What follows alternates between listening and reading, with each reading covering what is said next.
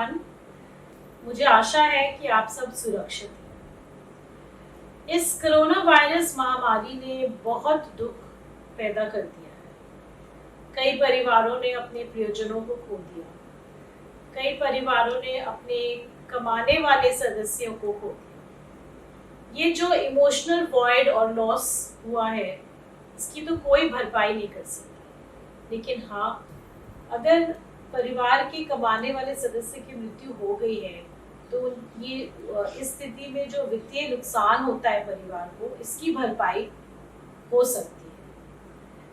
आज हम एक इम्पॉर्टेंट टॉपिक डिस्कस करेंगे हमारे विशेषज्ञ तनवीर आलम से। इस टॉपिक का नाम है टर्म इंश्योरेंस और मैं तनवीर से 10 अहम प्रश्न पूछूंगी टर्म इंश्योरेंस के बारे में।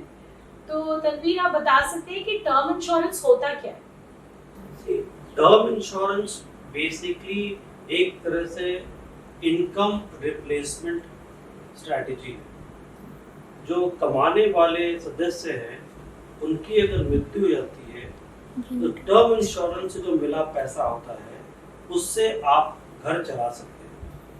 तो टर्म इंश्योरेंस क्या होता है? एक छोटी सी प्रीमियम आप पे करते हैं एनुअली और उसके अगेंस्ट में जो लाइफ इंश्योर्ड है उसकी अगर डेथ हो जाती है तो आपको एक भारी राशि मिलती है, जिसके जरिए तो पूरी परिवार उस राशि के जरिए अपने खर्चे वगैरह पूरे कर सकते हैं। बाजार में कई बीमा पॉलिसियां हैं, तो टर्म इंश्योरेंस उन बीमा पॉलिसियों से कैसे अलग है?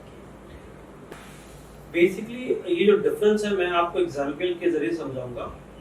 दो तरह की पॉलिसी, एक टर्म इंश्योरेंस पॉलिसी होती है लाइफ इंश्योरेंस, और एक लाइफ इंश्योरेंस पॉलिसी होती है जिसके साथ आपको कोई इन्वेस्टमेंट का बेनिफिट मिलता है।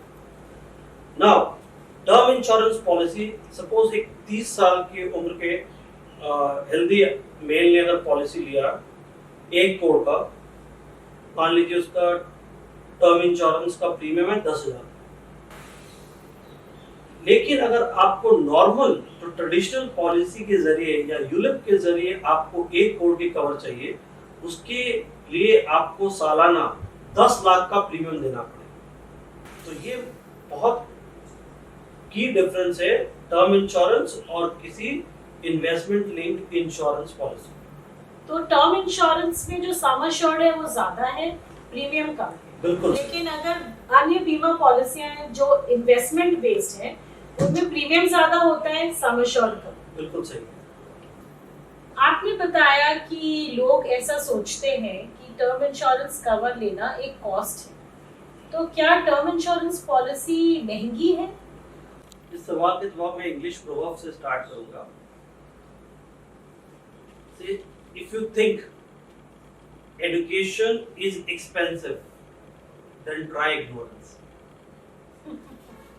लोगों को अवेयरनेस नहीं है, इसीलिए कॉस्ट लगता है। आप देखिए, अगर आप 30 साल के भी हैं और 1 करोड़ का टर्म इंश्योरेंस लेते हैं और मान लीजिए इसका प्रीमियम 10,000 रुपए और आने वाले 55 साल तक आप पे करेंगे, तो 55 साल मल्टीप्लाइड बाय 10,000, इसका पूरा प्रीमियम जो पूरे टर्म 55 साल के लिए पे करेंगे 5,50,000, 5.5 लाख। इसके अगेंस्ट में 1 करोड़ का कवर है। गॉड फॉरबिड अगर आपकी डेथ हो जाती है तो आपके फैमिली को 1 करोड़ की राशि मिलेगी। तो ये एक्सपेंसिव नहीं बल्कि बहुत लो कॉस्ट इंश्योरेंस है। तो आप कह रहे हैं कि टर्म इंश्योरेंस लेना सबके लिए ज़रूरी है और ये महंगी भी नहीं है, ये पॉलिसी जो है ये महंगी भी नहीं है। तो आपके पिछले उत्तर से सुराग लेते हुए मैं पूछूंगी कि ये जो 1 करोड़ का सम एश्योर्ड आपने बताया है, ये जो मृत्यु दावा है, जो डेथ क्लेम है, तो ये कितने आसानी से मिल सकती है? ओके, इसे कहते हैं क्लेम सेटलमेंट रेशियो इंश्योरेंस के टर्म में। सो अगर आप इंश्योरेंस के रेगुलेटर के वेबसाइट पे जाएंगी, उसमें हर साल ये क्लेम सेटलमेंट रेशियो जो पब्लिश होता है, फाइनेंशियल ईयर 2019-20 का रेशियो देखेंगी, इंडिया के टॉप 10 इंश्योरेंस कंपनियों ने ऑलमोस्ट 98% क्लेम सेटल किया है। कहने का अर्थ ये है कि 100 इंश्योरेंस क्लेम अगर आइए मृत्यु दावा जो आया है उसमें से 98 क्लेम उन्होंने ऑनर किया है, सेटल किया है। कुछ इंश्योरेंस कंपनियों ने तो 99% तक क्लेम सेटल भी किया। 1 या 2% जो क्लेम नहीं हुए वो किस वजह से नहीं हुए? ये क्लेम रिजेक्शन है, ये क्लेम जो रिजेक्ट होती है 2 वजह से होती है। एक, नॉन डिस्क्लोजर, मीनिंग आपने कुछ ऐसे अपने हेल्थ के बारे में चीज डिस्क्लोज नहीं किया है जो आपको इंश्योरेंस कंपनी को करनी चाहिए। दूसरी वजह है रॉन्ग डिस्क्लोजर, कि आपने जानबूझ के कुछ मिसलीडिंग इंफॉर्मेशन डाल दी है अपनी हेल्थ के बारे में जो कि आपको नहीं डालनी चाहिए, और गॉड फॉरबिड डेथ के समय आपके उस मेडिकल रिपोर्ट में वो रीजन आ जाता है, तो इस वजह से ये डेथ क्लेम रिजेक्ट हो जाता है। फॉर एग्जाम्पल, अब स्मोकर और नॉन स्मोकर के प्रीमियम अलग होते हैं। अगर आप स्मोकर हैं आपके प्रीमियम ज़्यादा रहेगा, नॉन स्मोकर का प्रीमियम कम रहता है।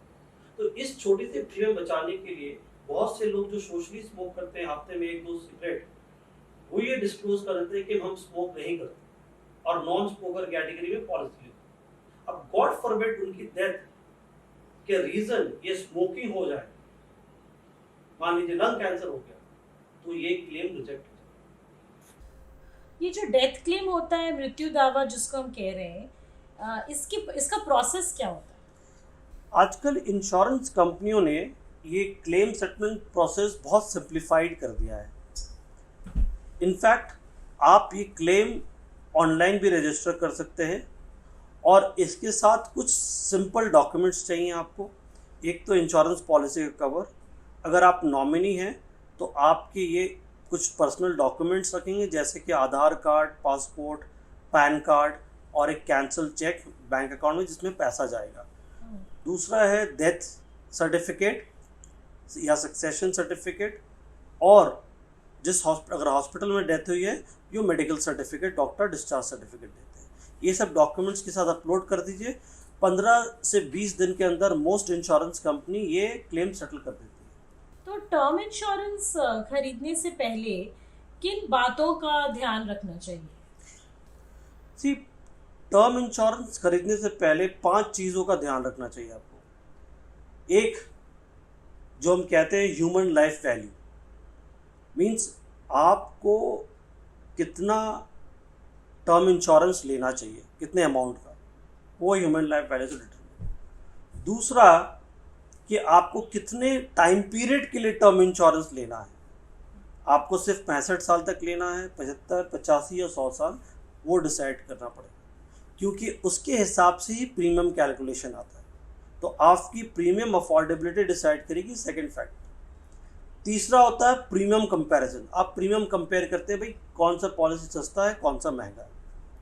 चौथा जो फीचर्स कंपैरिजन, कि भाई इसमें कौन कौन से राइडर्स हैं, कौन कौन से फीचर्स हैं, वो आप कंपेयर करते हैं। पांचवा जो कंपैरिजन होता है वो क्लेम सेटलमेंट रेशो और number of days taken by insurance company to settle the claim, means insurance company कितने दिन में क्लेम सेटल करती है और उस कंपनी का क्लेम सेटलमेंट रेशो क्या है।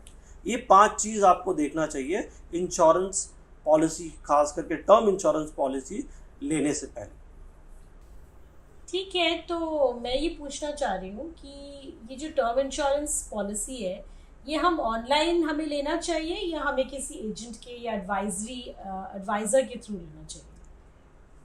देखिए, अगर आपने अपनी प्लानिंग बहुत सही से की है, फाइनेंशियल प्लानिंग, और आपको फाइनेंस के बारे में सही आइडिया है और आप अपने जो डॉक्यूमेंट्स वगैरह बहुत एहतियात से रखते हैं and everything is in order, तो आप ऑनलाइन पॉलिसी बिल्कुल ले सकते हैं, इसमें कोई प्रॉब्लम नहीं। लेकिन अधिकतर ये सिनेरियो मैंने देखा है ऐसा नहीं रहता। अभी हाल फिलहाल में मेरे एक दोस्त की मृत्यु हुई कोविड से।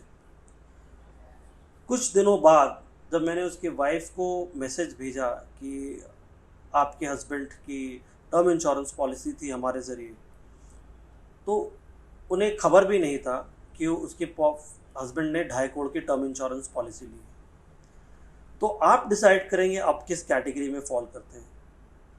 यदि आपको लगता है कि आप अपने आप में अपनी चीज़ को इस तरह बहुत कॉन्फिडेंटली नहीं मैनेज कर पाएंगे, तो आप एजेंट के ज़रिए लीजिए, जो आपके इस बुरे वक्त में आपके साथ खड़ा होगा और आपको क्लेम सेटलमेंट वगैरह में हेल्प करके आपको ये रकम दिलवाएगा। तो मेरा आखिरी सवाल ये है कि तनवीर, आपने टर्म इंश्योरेंस पॉलिसी ली है?